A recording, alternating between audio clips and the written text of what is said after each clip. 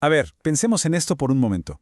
¿Qué tal si toda la historia de la humanidad, todo lo que conocemos, no es solo una cadena de, no sé, de accidentes y decisiones, sino que en realidad es el escenario de una batalla gigantesca, una lucha cósmica, ¿no?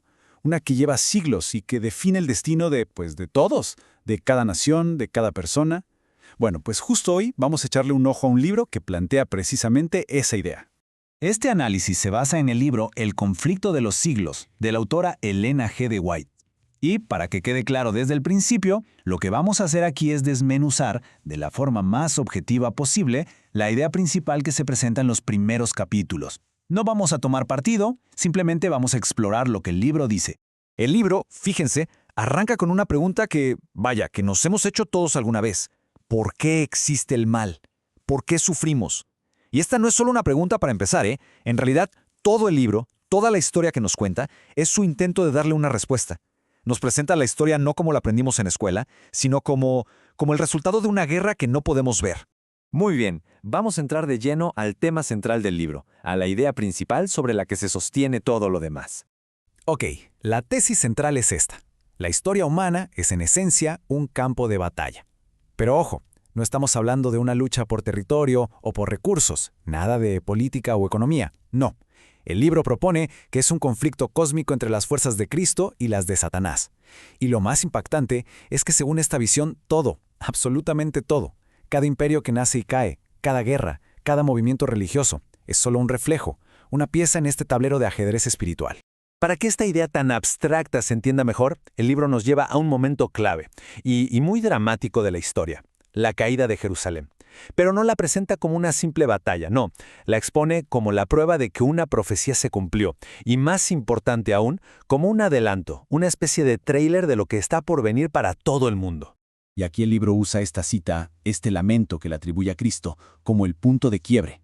Es como la última llamada, ¿saben? El clímax de un montón de advertencias que fueron recasadas una y otra vez. Según la narrativa, esta fue la súplica final, y como fue ignorada, el destino de la ciudad quedó sellado. Ya no había vuelta atrás. A ver, el libro describe una cadena de eventos muy específica, casi como un guión. Primero está la profecía. Esta ciudad será destruida. Luego viene la señal para los que creían. El ejército romano llega, rodea la ciudad y de repente, ¡pum!, se retira sin razón aparente. Para los cristianos de la época, según el texto, esto no fue una casualidad, fue la señal divina para salir de ahí. Y los que hicieron caso se fueron y se pusieron a salvo. ¿Y qué pasó después? Justo lo que se había advertido. Los romanos volvieron, esta vez con Tito al mando, y arrasaron con todo. Así que el punto clave aquí es este, y es muy importante para entender el resto del libro. La destrucción de Jerusalén no es solo un hecho histórico y ya, no. Para la autora es un modelo a escala. Es como un ensayo general, un microcosmos de un juicio y una destrucción que, según ella, eventualmente ocurrirá a nivel mundial. Bueno, ahora la historia da un giro. El libro nos dice que con Jerusalén destruida, el conflicto no terminó. Simplemente cambió de escenario. Ahora, el foco de la batalla se mueve hacia la iglesia cristiana primitiva que estaba apenas naciendo y que de pronto se ve enfrentando a una persecución, pero brutal, por parte del Imperio Romano. Y cuando digo brutal, me refiero a algo realmente aterrador. El libro describe cómo a los primeros cristianos los acusaban de todo, de rebeldes, de enemigos públicos, de lo que se les ocurriera. Y los castigos eran horribles, diseñados para hacer espectáculos públicos. Los quemaban vivos en festivales, los lanzaban a las fieras en los anfiteatros, los crucificaban.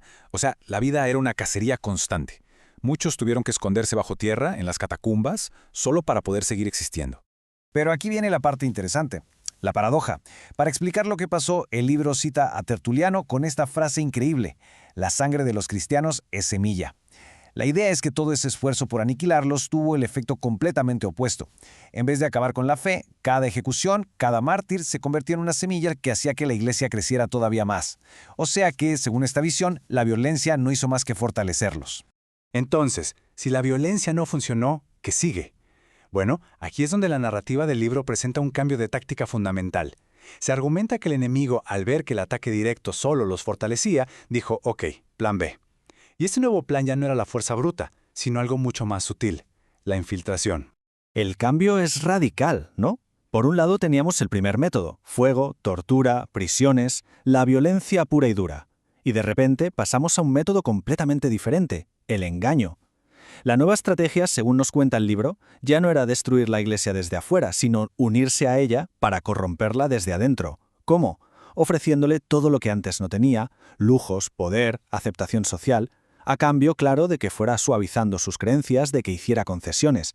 Y el resultado de esta nueva táctica, según el libro, fue, pues, una mezcla que la autora describe como desastrosa. El cristianismo, para ganar popularidad, empezó a adoptar costumbres y creencias paganas. Y así, la iglesia que antes era perseguida, de pronto se volvió poderosa, rica y aceptada por todos. Pero a un costo altísimo. Perdió lo que el libro llama su pureza y su poder originales.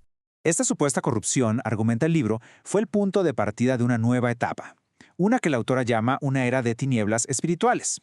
Y esta época estuvo marcada por la consolidación de un poder único y centralizado dentro de la misma iglesia. El libro señala 4 cambios clave que, según dice, definieron este periodo. Primero, se establece la supremacía papal, o sea, que el obispo de Roma se convierte en la cabeza de toda la cristiandad. Segundo, la Biblia se vuelve un libro prohibido para la gente común. Tercero, se empiezan a introducir prácticas como la adoración de imágenes y reliquias. Y cuarto, y este es un punto central para la autora, se cambia el día oficial de culto. Y sobre este último punto, el del día de culto, el libro hace un hincapié muy grande. Sostiene que el 4º mandamiento bíblico, que habla de guardar el sábado como día de reposo, fue deliberadamente cambiado, y en su lugar se impuso el domingo. El texto lo llama el venerable día del sol, y argumenta que esto se hizo para facilitar la conversión de los paganos, que ya adoraban al sol en ese día. Una concesión, pues. Y esta etapa de dominio papal y de, según el texto, oscuridad espiritual, no fue indefinida. El libro le asigna una duración profética muy específica, 1260 años. Ahora, fíjense en esta cita del libro que nos lleva a la reflexión final. Dice, si el cristianismo es aparentemente tan popular en el mundo, ello se debe tan solo al espíritu de transigencia con el pecado. Vaya, es una declaración bastante fuerte, ¿no? Básicamente sugiere que la popularidad de la fe a menudo viene de rebajar sus principios para caerle bien al mundo. Y todo esto nos deja con una pregunta bastante incómoda, que se desprende de toda la lógica del libro. Si la fe auténtica, como la describe esta narrativa, siempre va a chocar con el mundo y va a generar conflicto, entonces, ¿qué significa cuando una fe es completamente aceptada, popular y no molesta a nadie? ¿Qué nos dice esa paz sobre la naturaleza de la fe que se vive hoy? Es una pregunta que, la verdad, da para pensar mucho, más allá de este libro en particular.